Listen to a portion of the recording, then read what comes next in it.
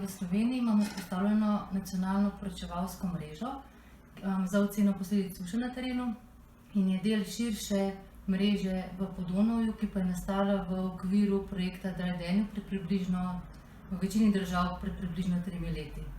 V Sloveniji nas je poročevalcev okoli 60, ki aktivno poročamo, in večina poročevalcev je iz vrst kmetijskih svetovalcev, potem tehnoloških opazovalcev ARSO, večji del pa predstavljajo volonterji, ki jih to delo zanima, in vsakdo se lahko še vedno priključi.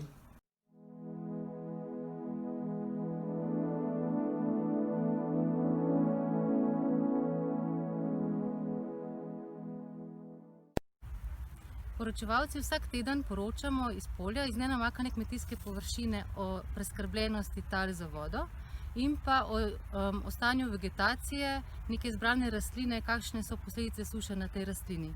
Pri tem pa uporabljamo zelo preproste metode. Skopamo jamo 20 cm, je globoko.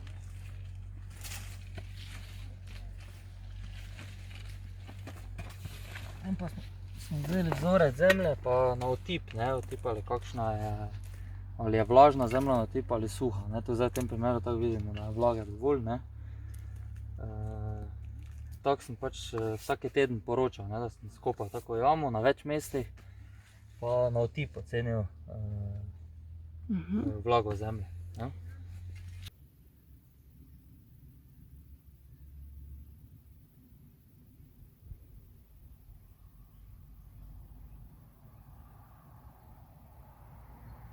Vsa svoja opažanja vnesemo v spletni vprašalnik. Imamo 3 vrste spletnih vprašalnikov: za poljedelstvo, sadjarstvo, vinogradništvo in oljkarstvo ter za gozdarstvo. Izberemo pač tistega, odvisno kaj opazujemo. Vsem spletnim vprašalnikom je pa v bistvu skupni del, ki se nanaša na vlažnost tal. Kot je kolega Tadej iz Maribora pokazal, kako v bistvu ocenjuje vlažnost na otip, sedaj te rezultate potrebno vnesti v spletni vprašalnik. Pri tleh so stopenjski odgovori.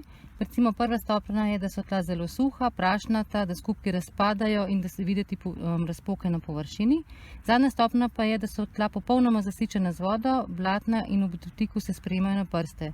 V primeru v Mariboru bi lahko označili, da so tla zmerno vlažna, da lahko oblikujemo skupke in da je občutek vlage na prstih. Potem pri teh vprašanjih ocenimo tudi vodno bilanco v zadnjih 3 mesecih in pa na primer stanje vodne bilance tega tedna glede na predhodni teden. V primeru Maribora bi lahko rekli, ker je bilo vreme suho in sončno, da se je stanje glede na predhodni teden rahlo poslabšalo z vidika suše.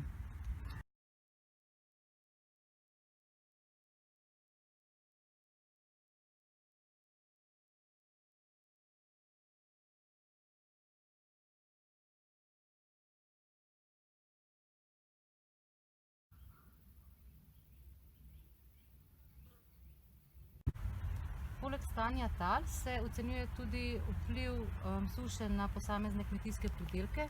V okviru poljedelskega vprašalnika ocenjujemo vpliv ozimnih žit, ogrščice, jarih žit, potem koruze, travinje, sladkorne pese.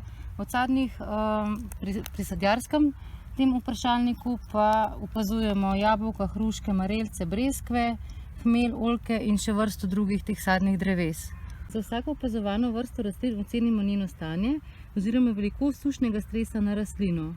Naprimer, tukaj imam primer travinja, označimo, ali je stanje optimalno oziroma ocenimo, koliko bo zmanjšan pridelek zaradi suše. Naprimer, do 10%, od 10 do 30, 30 do 40% oziroma nad 40%. Lahko pa tudi označimo, če je rastlina v slabšem stanju zaradi drugih razlogov, kot so bolezni, škodljivci ali pa fizične poškodbe. In ko, naprimer, tukaj bomo rekli za travinje, da je za to obdobje vegetacija optimalna, da ni vplival suše, in ko vse te izbrane rastline označimo stanje, potem lahko vprašalnik pošljemo.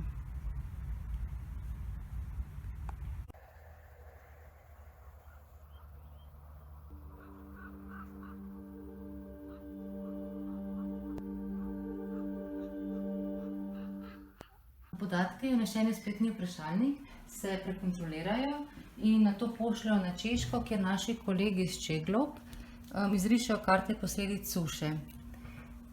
Te so delno dostopne v platformi Drought na droughtwatch.eu in tu se ravno tako, če se želite, se lahko nam pridružite kot terenski poročevalec za sušo. Tukaj kliknite na Join Us. Poleg teh kart, ki so tu v Droughtwatch, so pa dostopne karte posledic suše tudi na spletni strani Agencije za okolje, in sicer na vremenskem portalu, na odseku Agrometeorologija, imamo hidrometeorološke razmere in tu lahko klikamo na karto opažanj.